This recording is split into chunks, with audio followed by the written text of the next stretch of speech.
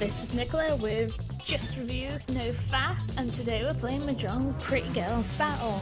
Today we're doing things a little bit differently because we are having some actual Faff.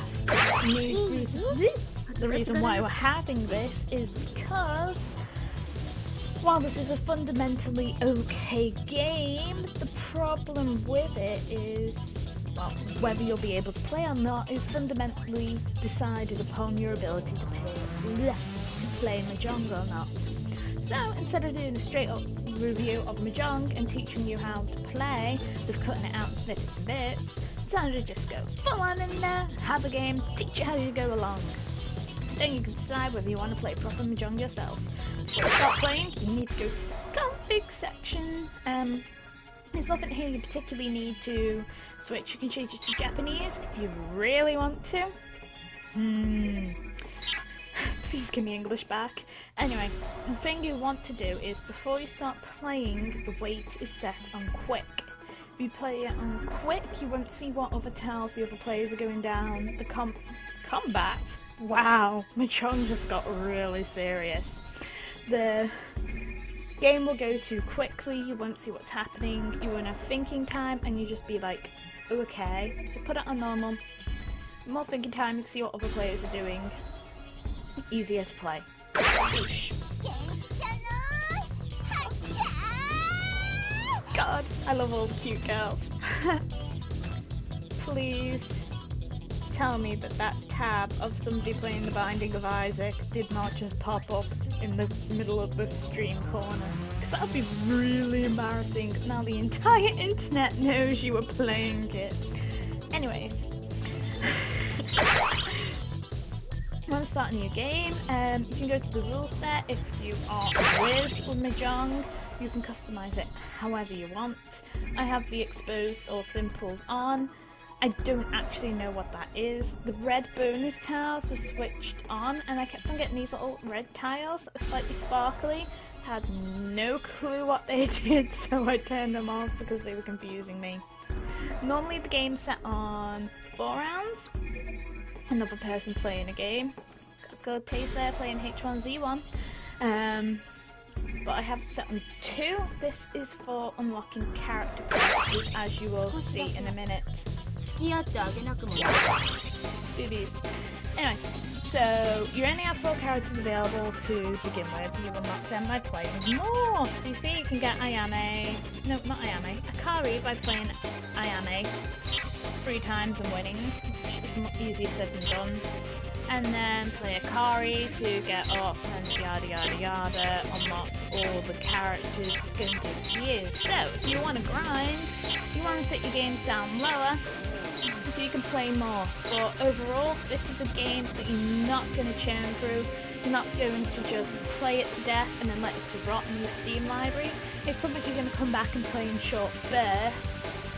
So these characters will be unlocked to you. Don't worry, you will play it that much. Just not all at once, because it'll hurt your head. Each of the characters has nothing special about them if you pick them. But I like Ayame best, so I pick her. All the computer AIs, however, act in a different way depending on which character it is. But I can't customize that because I only have 3 characters. There's no tutorial in this game. It's thrown straight in at the deep end. No help, no explanations. And unlike other Mahjong games that I've played, like Funtown Mahjong on the 360, this just for the AI is relentless. It will chew you up and spit you out. It doesn't care if you've never played Mahjong before. It really, really doesn't. It will just kill you. Anyway, so to win at Mahjong, you need to get 4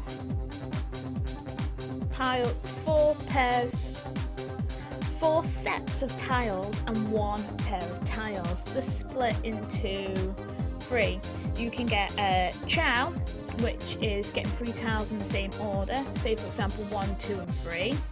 A pung, which is 3 of the same, which you can actually see in my hand right now. I have 3 2s, that's 1 pung. And a kong, which is 4 of the same. The tiles themselves are split into 6 types. There's the characters, which you can only see one of. That's the one with the little 3 and the Japanese writing on it. Or is it Chinese? My Chinese friend is going to slaughter me for this. Oh yeah. The dots, which I have plenty of and are dotted, and the bamboo, which is the ones that look like bamboo. Then there's the dragons, which I have one in my hand here. The symbols that are in different colours, so there's the green dragon, the red dragon and the white dragon. You can see the red dragons are on the table, green's in my hand, the white dragon's just blank, and then there's the winds, which is the symbols with the north, east, south, west. To begin with, you generally get rid of your winds or your dragons. The reason for that is because it's difficult. Ooh, do I want to? Yeah, I want to chow. I need to decide whether to chow, because if I get another 2 bamboo, I could have a pung.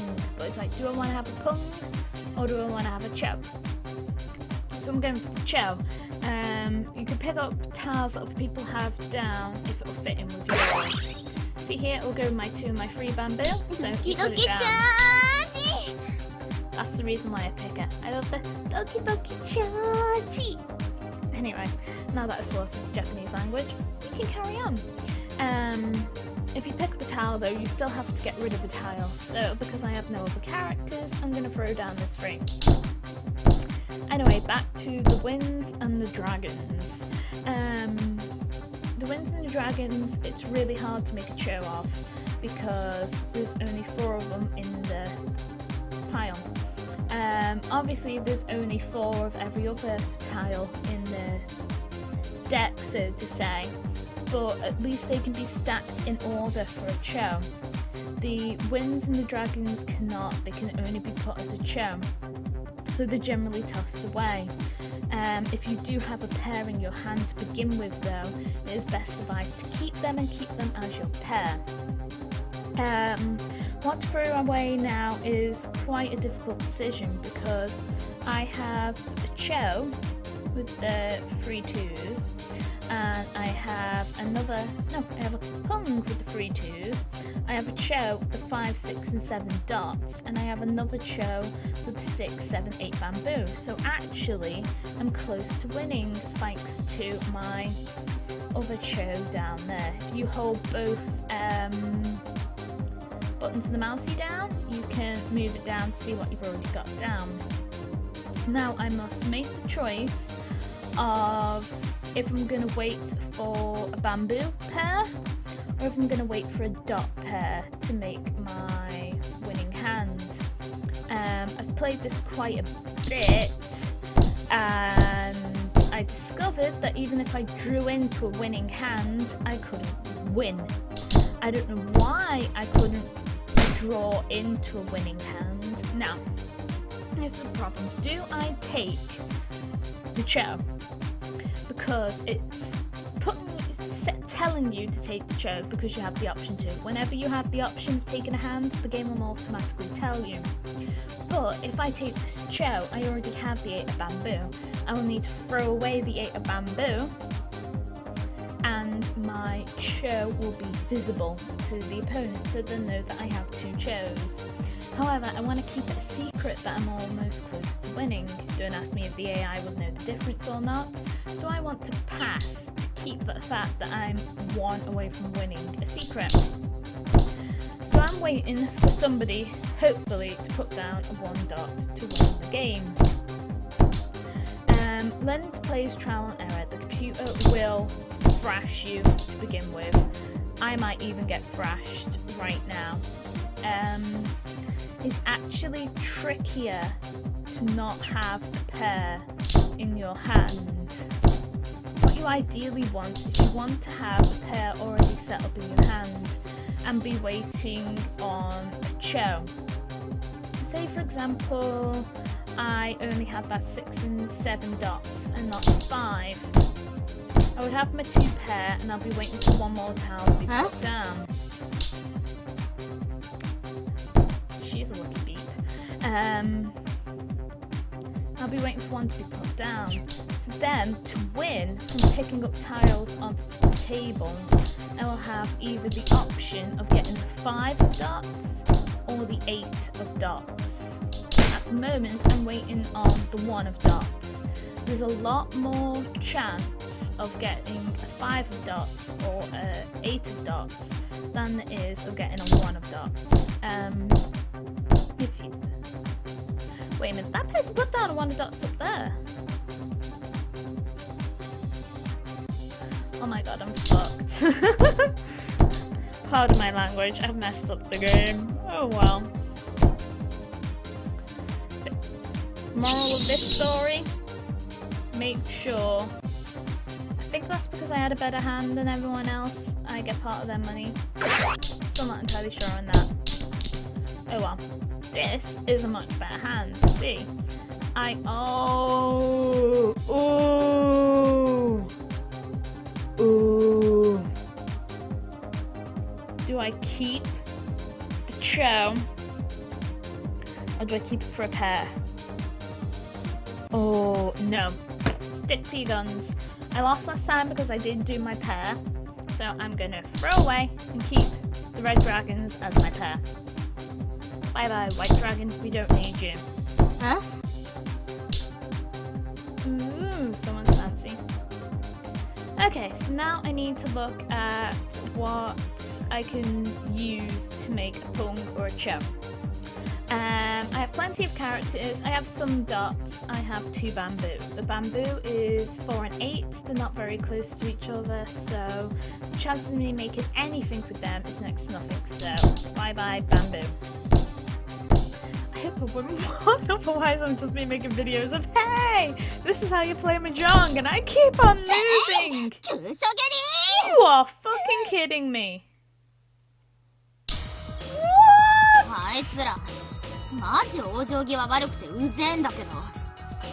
She is officially evil and needs to burn. At least I didn't lose any points. Hey, I'm still first because I stole everyone's money last time. Okay, seems as I cursed myself. Oh my god, look at that hand, that is hideous. Bye bye dragon. Yeah. Really want a pair though. Really want a pair. Now I can keep that 8 as a pair. Or I can make a 7 with a chow. I'm gonna get rid of one of my wings. Keep that as my thing. Okay. And what I was saying before, you need to have a look and see which ones you want to pick and which ones are feasible. So I have a 1, 5 and 9 of bamboo. None of them particularly go together. I have a 2, 4, 5 and 9 character. And yeah, that isn't very ideal ever. However, there's less the bamboo, the more spread apart. I have less chance of winning with the bamboo than with the others, so I should get rid of them. When you're stuck with an option of what suit to pick, say for example you had about equal footing with 2, this little peacock here with the little balls that looks like it's a dotty, it's not a dotty, it's bamboo, get rid of it. You need to look at what the other people put down. That's one of the reasons why I said to put it on normal and not quick. So say for example you wanted to do, say for example you're waiting on 9 in bamboo. There's 2 9s of bamboos down there. So say for example you have 1 in your hand and you were waiting for a pung for either the same, or even waiting for 1 for a chow. There's only a 2 chance of it appearing on the field because 2 of them are already there. So it's partly a process of elimination and thinking and being smart rather than just luck. You do have to pay attention to what other people are throwing down. See, I have the option to pung here. I could pung, I'm not going to pung because I want to keep my double, because that's the most annoying thing to get. Hope I don't have to keep playing till I win. So now I'm in a sticky situation and want to throw away. I've got the 9 and the 8 dots that can go into 7. I think I'll get rid of that 8. Then a 7 can make a show, we could do 5. You can see there's not many down the field, so I want to keep them. But I want to keep an eye out for doing some of my characters.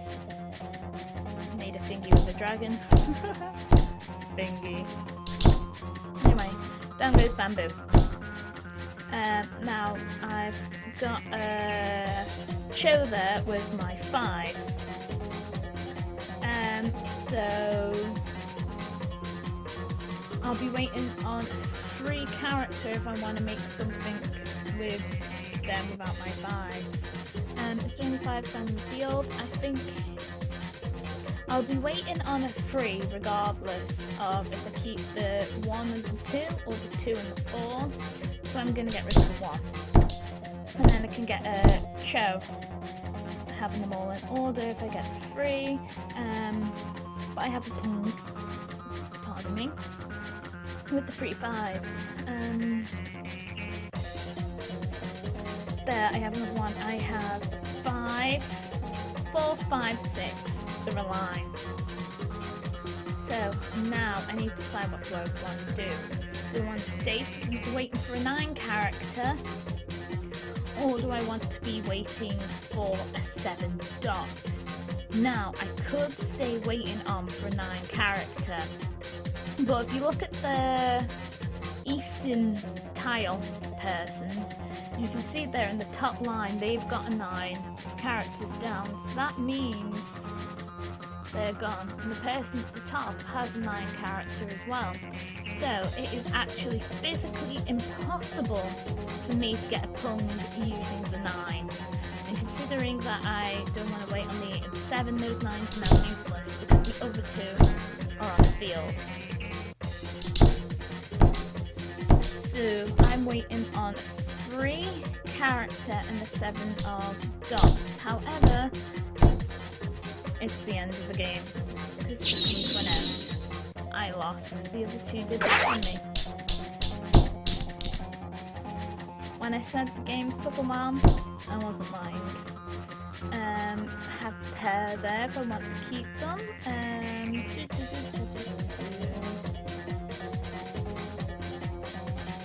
Let's get rid of the 8. Don't want the 2 1s, I want the 13, 1, 2, 3, so I'll get rid of them. We want that to be 7, 8, 9, preferably. Not doing too well this game. Hey, I got a 1, 2, 3, so then I can get a 5, 6, 7. Throw away the 9, so then I have the option of either. See, that's what I was waiting for. Show 1, 2, 3. Still love when she says that. I'm wittering on. I should stop talking about how to play Mahjong and start actually reviewing it. As you can see, the game is actually quite difficult to play. Well, difficult is an understatement. It's quite relentless. It's quite a challenge. I remember how happy I was the first time I got my first win. I was like absolutely ecstatic. I was like, oh my god! I've locked myself out of pairs. Yay! Oops, I lost this because I'm not concentrating. At least now I'm waiting on a 6. I'm lucky I threw away that 7 because I threw down a 7 before and the Eastern guys got rid of the 7, so I've now just got to keep throwing away tiles and hope somebody might draw or yeah, I've lost. Anyway, the game's pretty relentless and very difficult. I'll have you playing for ages. Even if you've played before, because I think I would have a winning hand here, but I don't. I should have thrown away one of the other ones. Oh well. I would have been better off throwing away the one, because then I'd be waiting on a 1 or a 4, but I didn't, because I'm not concentrating, so, that thing with the little towel that went down, cool. I've had it kick off once for me. I believe you're waiting on one tile, and you'll just automatically keep chucking tiles until you get the one tile you're waiting for. I don't actually know how you activate that at all. It just kind of happened, and yeah, that's the problem with this game. Not much is explained, so you just, even after reading the rules, you just gotta go with the flow and pray that you know what's happening, because the game most certainly does not. It won't really help you, even if you have knowledge of playing before. And still action.